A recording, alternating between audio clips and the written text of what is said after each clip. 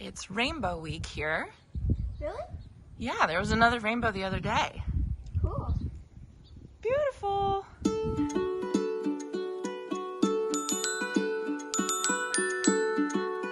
Good morning, everyone. Welcome back to my garden. It is an absolute gorgeous day. We got a little bit of rain. It's actually drizzling like just the tiniest bit right now, and it feels so good.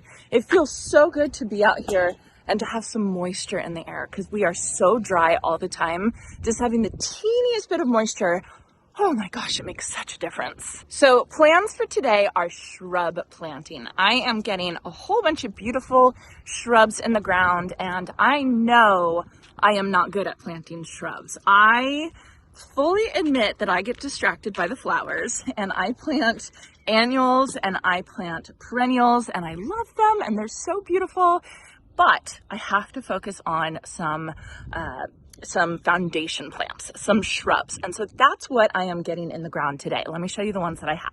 I don't know if y'all can tell, but it is full on drizzling right now. It is just amazing.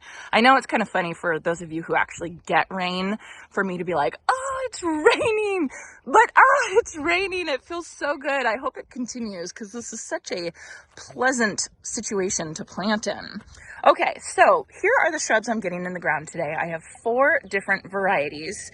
I have a little one over there hiding, and they're just going to be kind of foundation plants in my garden. But each one of them have some special qualities to it, which is really, really fun. So first off, I want to show you this one. This is called Rocksteady Vitex. It's actually new in garden centers next year. So you won't find it this year, but you'll find it next year. For those of you who don't know about Vitex, also known as chast tree, I read about kind of the history and the lore of Vitex, and I just thought it was the funniest thing. So this plant, or this shrub, was believed to have the power to, how should we say, calm the desires of men and women. It was used heavily by monks who took a vow of celibacy to behave, which is so funny. So apparently they would put this in all their food, and they would sprinkle the leaves in their beds just to kind of make sure that they were doing what they vowed to. And so then it also got the name of monk's pepper. I just thought that that was so funny. It's been proven that that is not, it doesn't do that basically now, but I just thought that it was so funny, and that's how it got its name, chast tree, and monk's pepper. So this guy is incredible. It's gonna get 12 feet tall and 5 feet wide, and it literally gives you months of blooms from late spring to fall. The Proven Winners this is a Proven Winners variety. They did a whole bunch of trials next to other Vitex, and this one bloomed anywhere from 6 to 16 weeks longer than other varieties, which I just think is absolutely incredible. So it's zones 5 through 9, so it's gonna be great. It is deciduous, but once it starts blooming, so it blooms on new wood. So once it grows in the spring, and then it starts blooming in late spring, it will bloom basically all season long, which is really, really fun. Then next to that, I have this gorgeous waxleaf plant. It has a little bit of spots on it, but I'll clean that up, some water spots. This is called a privet, and it's a Ligustrum japonicum. And for those of you, like I know, this waxleaf privet, the regular varieties are invasive, and you should not plant it because it can basically go everywhere. It's even invasive in California, although tons of people use the Texicum variety as hedges and stuff like that. But apparently in the South and Virginia and Florida and everywhere, it's very, very invasive. Now, what's special about this variety, it's called Kindly because it kindly is sterile. It is a seedless variety that is completely non-invasive. So it gets 6 feet tall, 4 feet wide. Like I said, evergreen, and it normally has this shiny foliage, but we've been overhead watering it, so it has some water spots on it. And it's hardy zones 7 through 9. So it's really good for some warmer climate areas as a hedge, and it's just a beautiful, beautiful plant. I'm going to be planting this one kind of around the pathway right here, kind of just to dot the curves, to make the curves look a little bit more beautiful. So I think that will be really fun as a foundation plant. Then you can see this one back here. This one is incredible. So this is called a spirea. It's called double play candy corn spirea. I have never planted a spirea before. I don't know why. I've just never planted any before. This one is cool because of the color. You can see how amazing the color is. So in the early spring, the new growth is bright, bright, bright red. Look at these pictures. They're incredible. And then the leaves turn to like a pineapple yellow. And then finally, the new growth throughout the year, especially now, is like this orange color. So it's just so fall, and it reminds me of the rising sun red buds that I have over there, because to me, it kind of just mimics like a sunrise or something like that. So it also has dark purple flowers in late spring, part sun to full sun. It's 2 feet tall and wide. It's just a beautiful plant. This is not a new one like the Rock Steady and the Kindly, but it's just one that is so, it's just a good plant. So I knew I wanted to have some of these in my garden. It is only zones 4 through 8, but I think it's going to be perfectly fine in my dry zone 9. And then finally, we have this little baby right here. And if you all recognize this container, yes, this is from Annie's Annuals, and they did close, which is so sad. I've had a lot of you message me and ask, because I just did a garden tour there last month, and I didn't know they were closing, and I don't think anybody I talked to there knew they were closing either. So I feel really happy that I was able to get some more plants. I don't know what happened to all the plants that were there, but one of the plants that they had in their display gardens was this Grand Cascade Buddleia, which is an incredible butterfly bush. It has the biggest panicle blooms of any of the butterfly bushes. They're over 1 foot long and 4 inches wide. So they're absolutely huge. The cool thing about this variety is this variety was actually bred by Hans Hansen. So for those of you who don't know, Hans Hansen is a breeder that actually works for Walter's Gardens. He is like a world-renowned breeder. He has developed so many plants, like all the mangave. I am trying to get him on my podcast. He said yes, but we just have to schedule it. And I'm just so excited because he's done so many incredible plant introductions that are just the neatest varieties. So this Grand Cascade, hopefully you can see that branch right there. It's known for its cascading or weeping branches. So it can get up to 6 feet tall, but it will cascade over where the branches will almost touch the ground. It's really beautiful. And when I saw it at Annie's Annuals, it was like an absolute showstopper. So it is a fast grower, but the thing you have to know about this plant, it is not a sterile variety of Buddleia. So those of you in Oregon and Washington, you cannot plant this plant. I'm really sorry. But everybody else can. So yes. So I'm going to start getting all of these shrubs placed where I want them. Like I said, I kind of have a good idea of where I want them, but I might change them around a little bit. So I'm going to get them all placed, and then we'll get planting.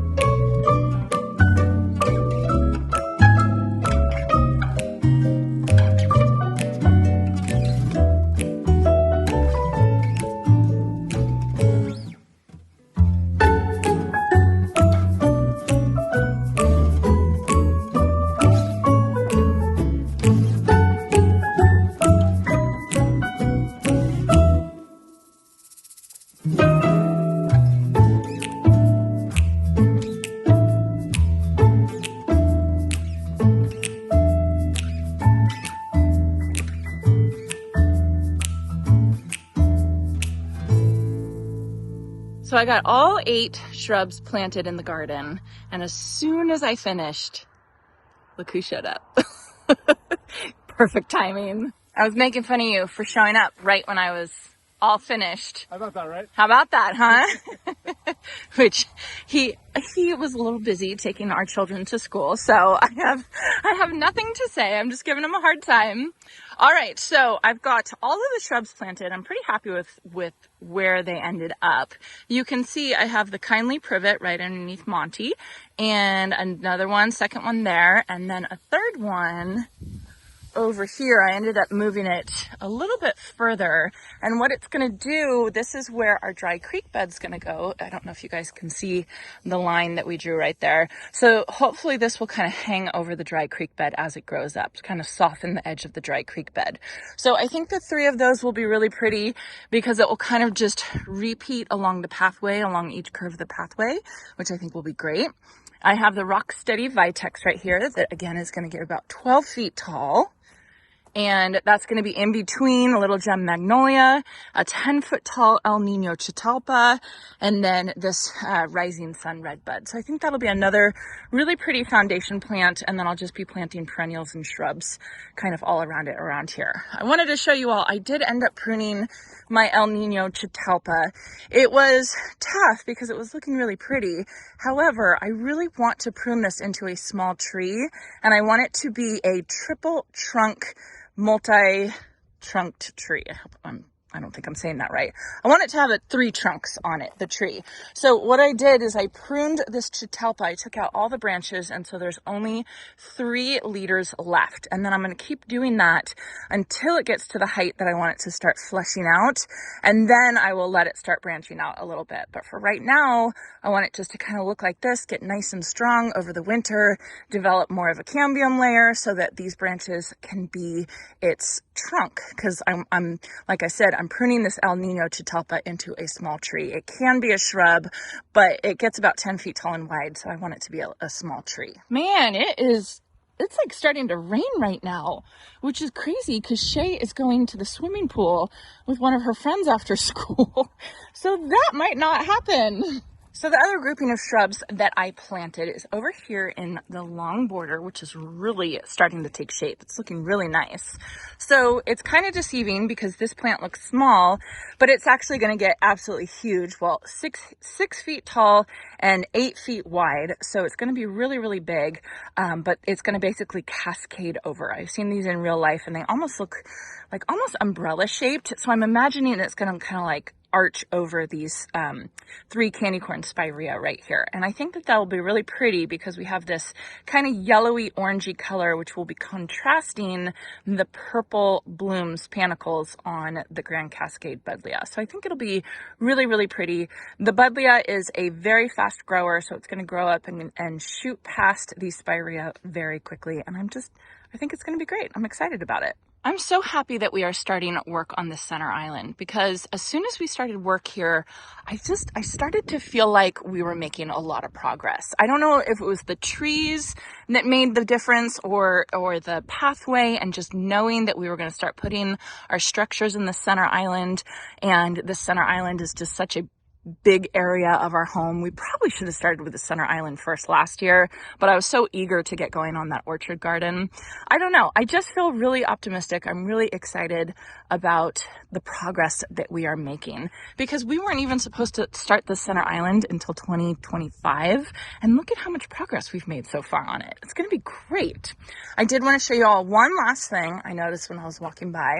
So I have all of these bearded iris right here. There are a whole bunch of different varieties that I got from my friend Pamela from Flower Patch Farmhouse. We planted them last year and none of them bloomed. I don't think they're getting enough water. I think it's too dry in this raised bed, but look what I saw today. Look at that. I've got one and it looks like a really pretty color. So super excited about that. I do want to get these bearded iris moved. I'm probably going to be doing that in like January or something and putting them in a place with a lot more compost in it and not in a raised bed because I just think that they need more moisture than they're getting. I mean, you can see kind of like the brown leaves. They just don't look happy. Okay, so we're still raining right now. It's wonderful. I will take it. Jason is putting the drip irrigation on all the new shrubs, and I'm probably gonna go off to another project right now. I hope you all enjoyed this, and I hope you all have a chance to get in your garden today. What do you think, buddy? It's raining! You're gonna be a muddy mess, dude.